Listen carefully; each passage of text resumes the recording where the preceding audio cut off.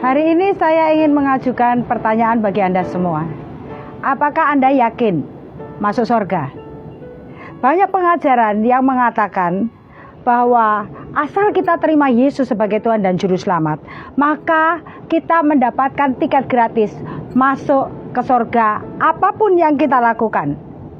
Apakah benar surga semurah itu? Apakah benar pengorbanan Yesus di kayu salib kemudian mengizinkan orang yang percaya kepadanya untuk kembali berbuat dosa tanpa ada hukuman? Mohon maaf Bapak Ibu Saudara, Alkitab saya tidak berkata demikian. Galatia 6 ayat 7-8 berkata, jangan sesat.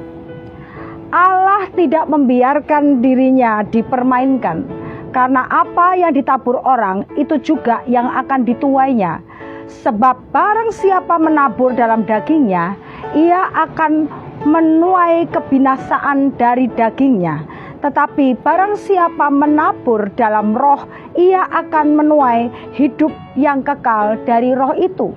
Jadi dari ayat ini jelas Bapak Ibu Saudara, jika kita mengaku bahwa kita percaya dan menerima Yesus sebagai Tuhan dan Juru Selamat kita, maka seharusnya kita mentaati firman-Nya, kita melakukan firman-Nya dengan setia sampai akhir.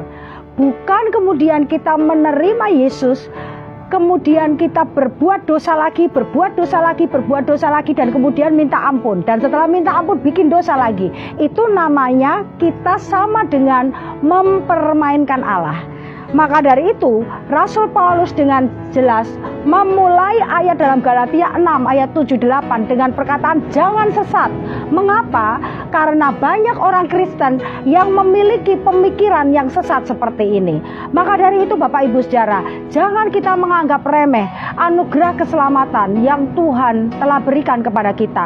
Mengapa disebut anugerah? Karena itu diberikan kepada kita dengan cuma-cuma. Kita yang seharusnya tidak layak menerimanya, tapi kita diberi. Oleh karena itu disebut sebagai anugerah. Kenapa diberikan? Karena tidak ada seorang pun yang bisa membeli keselamatannya sendiri selain daripada anak Allah yang menjadi anak manusia yang menebus dosa kita.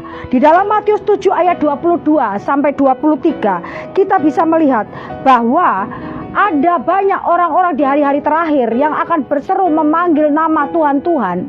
Dan mereka berkata bahwa mereka telah bernubuat bagi nama Tuhan. Mereka telah mengusir setan di dalam nama Yesus. Mereka sudah melakukan mujizat di dalam nama Yesus. Tetapi Tuhan berkata, enyahlah karena aku tidak pernah mengenal kamu. Apa artinya Bapak Ibu Saudara? Mereka ini adalah hamba-hamba Tuhan hebat. Karena sudah bernubuat bagi nama Yesus, mereka sudah melakukan mujizat demi nama Yesus, bahkan mengusir setan demi nama Yesus. Tetapi karena hidup mereka tidak sesuai dengan firman Tuhan, mereka tidak melakukan seluruh firman Tuhan dengan setia dan taat, maka Tuhan berkata, enyalah engkau, hai pembuat kejahatan. Maka dari itu Bapak Ibu Saudara, jangan mempercayai pengajaran yang mengajarkan bahwa sekali terima Yesus Anda pasti selamat. Kalau kita sungguh-sungguh terima Yesus, maka kita akan hidup dalam cinta dan takut akan Dia. Kita akan hidup dalam kebenaran firman-Nya sampai akhir. Kiranya kasih karunia dan kuat kuasa Roh Kudus memampukan kita semua untuk berjalan di dalam kekudusan dan kebenaran firman-Nya sampai akhir. Tuhan Yesus memberkati.